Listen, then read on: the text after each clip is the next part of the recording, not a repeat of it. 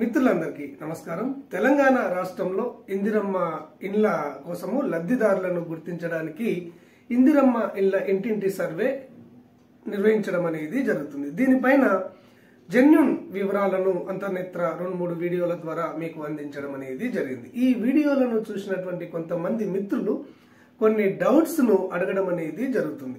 ఆ డౌట్స్ ఈ రాష్ట్రం మొత్తంలో చాలా మందికి ఉపయోగపడే డౌట్స్ ను ఎంపిక చేసి వాటికి క్లారిఫికేషన్ ఈ వీడియో ద్వారా ఇవ్వడం అనేది జరుగుతుంది. ముందుగా ఇందులో చాలా మంది అడుగుతున్నది ఏంటి అంటే ఇందిరమ్మ ఇండ్ల మొబైల్ యాప్ ను ఏ విధంగా డౌన్లోడ్ చేసుకోవాలి అని చాలా మంది అడుగుతున్నారు. ఒకటి వీరికి అర్థం కావట్లేదు. గత వీడియోలో కూడా నేను తెలియజేశాను. ఇందిరమ్మ ఇండ్ల మొబైల్ యాప్ అనేది పబ్లిక్ డొమైన్ లో లేదు. అది గవర్నమెంట్ కేవలం ఇందిరమ్మ ఇండ్ల కోసము లబ్ధిదారులను గుర్తించడానికి కొన్ని ప్రశ్నలను రూపొందించి ఆ యాప్ ను తయారు చేయడం అనేది జరిగింది. ఇది అందరికీ అందుబాటులో ఉండదు. ఇక్కడ ఈ అర్హులైనటువంటి వారిని గుర్తించడానికి సర్వే బృందాలను ఇక్కడ ఎంపిక చేయడం అనేది జరిగింది. ఈ సర్వే బృందాలకు ఈ ఇందిరమ్మ ఇళ్ల మొబైల్ యాప్ ను వారి మొబైళ్లలో ఇన్స్టాల్ చేసి ఇవ్వడం అనేది జరుగుతుంది. మిగతా వారికి ఎవ్వరికి కూడా సాధారణ ప్రజలకు కానివ్వండి, ఈ సర్వే చేయకుండా ఉన్నటువంటి ఇతర ఉద్యోగులకు కానివ్వండి, ఈ ఇందిరమ్మ మొబైల్ యాప్ అనేది ఇన్స్టాల్ కాదు, అందుబాటులో ఉండదు. కేవలం ఈ ఇందిరమ్మ ఇళ్ల కోసం సర్వే చేసేటువంటి అధికారులకు మాత్రమే ఈ మొబైల్ యాప్ ను ఇన్స్టాల్ చేసి ఇవ్వడం అనేది జరుగుతుంది. సాధారణ ప్రజలకు ఇది డౌన్లోడ్ చేసుకునే అవకాశం అనేది లేదు అనే గుర్తుపెట్టుకోవాలి. ఇక తర్వాత ఇందిరమ్మ ఇండ్ల స్టేటస్ ను ఏ విధంగా తెలుసుకోవాలి అని కొంతమంది అడుగుతున్నారు. ఇందిరమ్మ ఇండ్ల స్టేటస్ ను కూడా ప్రస్తుతము తెలుసుకునే అవకాశం అనేది లేదు. ఎందుకంటే ఈ సర్వే ఇంకా పూర్తి కాలేదు. ఈ సర్వే పూర్తి కావడానికి మనకు ఈ నెల 31వ తేదీని డెడ్ లైన్ గా పెట్టడం అనేది జరిగింది. ఈ 31వ తేదీ తర్వాత ఈ సర్వే ద్వారా గుర్తించినటువంటి అర్హుల వివరాలను ఇక్కడ పబ్లిక్ డొమైన్ లో పెడతారా లేదా ఇండివిజువల్ గా వాళ్ళు గ్రామ పంచాయతీల్లో కానివ్వండి, మున్సిపల్ కార్యాలయాల్లో కానివ్వండి డిస్ప్లే చేస్తారా అనేది ఇంతవరకు మనకు తెలియదు. ప్రభుత్వం తెలియజేసినట్టయితే వాటి వివరాలను మీకు అందించడం అనేది జరుగుతుంది. ఇక మరొకరు అడుగుతున్నటువంటి డౌట్ ఏంటంటే ప్రజాపాలనలో దరఖాస్తును నా పేరుపై ఇచ్చాను, నా భార్య వికలాంగురాలు, ఇప్పుడు నా భార్య పేరుపై అప్లై చేయవచ్చా అని అడుగుతున్నారు. ఇక్కడ ఇది చాలా మందికి ఉపయోగపడుతుంది. ప్రజాపాలనలో దరఖాస్తు భర్త పేరు పైన కానివ్వండి, భార్య పేరు పైన కానివ్వండి ఇచ్చి ఉండవచ్చు. కానీ ప్రజాపాలనలో దరఖాస్తు ఇచ్చిన సందర్భంలో ఇందిరమ్మ ఇండ్ల ఆప్షన్ కు టిక్ పెట్టి ఉండాలి. ఈ విధంగా పెట్టినట్టయితేనే మీరు అర్హులవుతారు.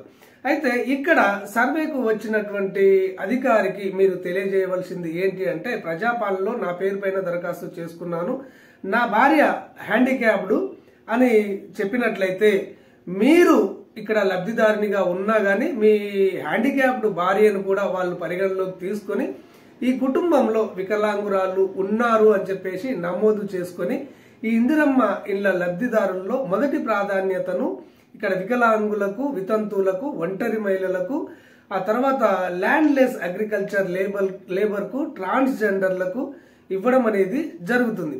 తప్పకుండా మీ పైన మీరు ప్రజాపాలనలో మీ పైన దరఖాస్తు చేసుకున్నా గానీ మీ భార్య పేరును యాడ్ చేసినట్లయితే తప్పకుండా మీకు ఇందిరమ్మ ఇల్లు వచ్చే అవకాశం అనేది ఉంది. ఇక తర్వాత మరొకరు అడుగుతున్నది ఏంటి అంటే నా భార్య చనిపోయింది, మగవారిపై ఇందిరమ్మ ఇల్లు ఇస్తారా అని అడుగుతున్నారు. ఇది కూడా చాలా మందికి ఉపయోగపడుతుంది. ఇక్కడ భార్య చనిపోయినటువంటి కుటుంబాలలో వారికి ఇందిరమ్మ ఇల్లు రాదు అని అపోహపడడం అనేది అది కరెక్ట్ కాదు. భార్య చనిపోయిన సందర్భంలో వారు అర్హులు అయితే, వాళ్ళు పేదవారు అయితే, పేదవారిలో నిరుపేదలు అయితే మాత్రము వారి భార్య చనిపోయినా గానీ భర్త పేరు పైన ఈ ఇందిరమ్మ ఇళ్లను శాంక్షన్ చేయడం జరుగుతుంది అని మనకు తెలుస్తుంది. సర్వే అధికారులు కూడా భార్య చనిపోయినటువంటి కుటుంబాలలో భర్త పేరు పైన వాళ్ళ ఇంటి ఫోటోను, అతని ఫోటోను తీసుకొని ఇందిరమ్మ ఇళ్ల యాప్ లో అప్లోడ్ చేయడం అనేది కూడా జరుగుతుంది.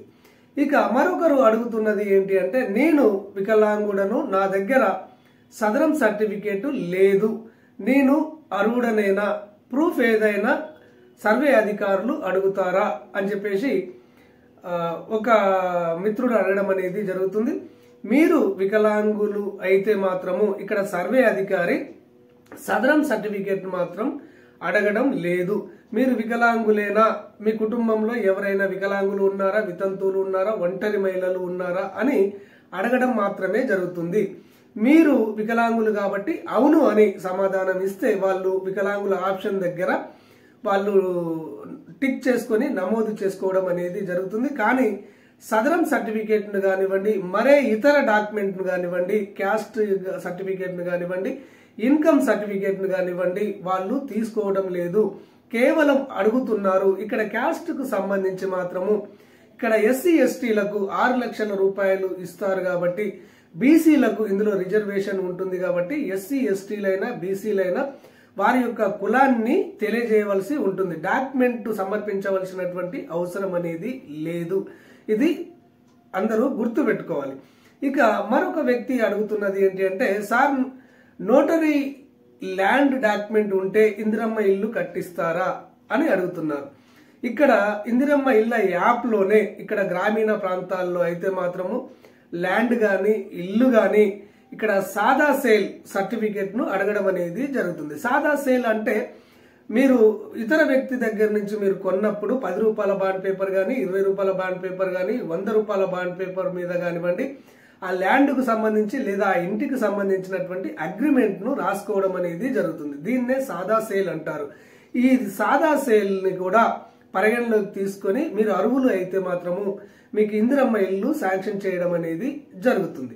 ఇక తర్వాత మరొక వ్యక్తి అడుగుతున్నది ఏంటి అంటే, 10 ఏళ్ల క్రితం మా అమ్మ పేరు పైన ఇందిరమ్మ ఇల్లు వచ్చింది, మేము ముగ్గురము అన్నదమ్ములము, అప్పుడు మా ముగ్గురికి కూడా పెళ్లిళ్ళు కాలేదు, ఇప్పుడు మా అందరి పెళ్లిళ్ళు అయ్యాయి, మేము వేరు కుటుంబాలను ఏర్పాటు చేసుకున్నాము, మాకు పిల్లలు కూడా జన్మించారు, ఇప్పుడు మాకు ఇందిరమ్మ ఇల్లు వస్తుందా, 10 ఏళ్ల క్రితం మా అమ్మకు వచ్చింది అని చెప్పేసి ఇప్పుడు మాకు రిజెక్ట్ చేస్తారా, ఇప్పుడు మాకు ఇందిరమ్మ ఇల్లు వచ్చే అవకాశం ఉందా అని అడుగుతున్నారు. వీరికి తెలియజేసేది ఏంటంటే, 10 ఏళ్ల క్రితము మీ అమ్మగారికి ఇందిరమ్మ ఇల్లు వచ్చినా గానీ ఆవిడకు ముగ్గురు కొడుకులు కాబట్టి ఈ కాలక్రమంలో ముగ్గురికి పెళ్లిళ్ళయి వేరు కుటుంబాలుగా ఏర్పాటు చేసుకుని పిల్లలతోటి జీవిస్తున్నారు కాబట్టి మీ అమ్మగారికి వచ్చినటువంటి ఇందిరమ్మ ఇల్లు ఎలాంటి ఆటంకం అనేది కాదు. మీకు రేషన్ కార్డు ఉన్నా లేకున్నా గానీ మీరు వేరు కుటుంబంగా జీవిస్తున్నట్లయితే, మీరు ప్రజాపాలనలో ఇందిరమ్మ ఇంటి కోసం దరఖాస్తు చేసుకున్నట్లయితే,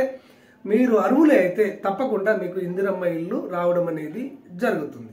ఇక తర్వాత మరొక వితంతు మహిళ అడుగుతున్నారు, సార్ నేను వితంతువును, గతంలో కురిసిన భారీ వర్షాలకు నా ఇల్లు మొత్తం కూలిపోయింది, మొండి గోడలే మిగిలాయి, ఇప్పుడు నేను కిరాయి ఇంట్లో ఉంటున్నాను, మాకు ప్రాధాన్యతను ఇచ్చి ఇందిరమ్మ ఇల్లు కట్టిస్తారా అని ఒక సోదరి అడగడం అనేది జరుగుతుంది. ఇది కూడా చాలా మందికి ఉపయోగపడుతుంది. ఇక్కడ ఈ ఇందిరమ్మ మొబైల్ యాప్ లో పేర్కొన్నది ఏంటి అంటే, ఇక్కడ నేచురల్ డిజాస్టర్ కానివ్వండి, మ్యాన్ మేడ్ డిజాస్టర్ కానివ్వండి, అంటే ప్రకృతి వైపరీత్యాల వల్ల నష్టం జరిగినటువంటి వారికి, మానవ వైఫల్యాల వల్ల తప్పు జరిగినటువంటి వారికి, డిజాస్టర్ అయినటువంటి వారికి, నష్టపోయినటువంటి వారికి కూడా ప్రథమ ప్రాధాన్యత ఇవ్వబడుతుంది అని చెప్పేసి యాప్ లో పేర్కొన్నారు. అంటే ప్రకృతి వైపరీత్యాలు అంటే వర్షాల వల్ల కూలిపోయినా గానీ, ఇండ్లు కోల్పోయినా గానీ అది ప్రకృతి వైపరీత్యాల పరిధిలోకి రావడం అనేది జరుగుతుంది. మీ ఇల్లు ప్రకృతి వైపరీత్యం వల్ల కూలిపోయింది కాబట్టి మీకు ప్రథమ ప్రాధాన్యతను ఇచ్చి ఈ ఇందిరమ్మ ఇళ్లలో సెలెక్ట్ చేసి మీకు 5 లక్షల రూపాయలతోటి ఇల్లు నిర్మించుకోవడానికి ప్రభుత్వం మీకు ప్రథమ ప్రాధాన్యతను ఇస్తుందని చెప్పవచ్చు. ఓకే ఫ్రెండ్స్, ఇవి ఈ రోజుకు అత్యంత ప్రాధాన్యత కలిగిన డౌట్స్ గా ఎంపిక చేసి వీరికి సమాధానాలు ఇవ్వడం అనేది జరిగింది. రానున్న రోజుల్లో ఇంకా ప్రజలకు ఉపయోగపడేటువంటి ఇక్కడ డౌట్స్ ఏవైనా వ్యక్తం చేసినట్లయితే వాటికి కూడా సమాధానాలను ఇవ్వడం అనేది జరుగుతుంది. ఈ ఇందిరమ్మ ఇళ్లకు సంబంధించి ప్రభుత్వం నుంచి ఎలాంటి లేటెస్ట్ ఇన్ఫర్మేషన్ వచ్చినా గానీ ఆ విషయాలను ఉన్నది ఉన్నట్టుగా అంతర్నేత్ర ఛానల్ మీకు తెలియజేయడం అనేది జరుగుతుంది. ఈ సమాచారం మీకు తెలియాలి అంటే తప్పకుండా అంతర్నేత్ర ఛానల్ను సబ్స్క్రైబ్ చేసుకోండి. ధన్యవాదాలు.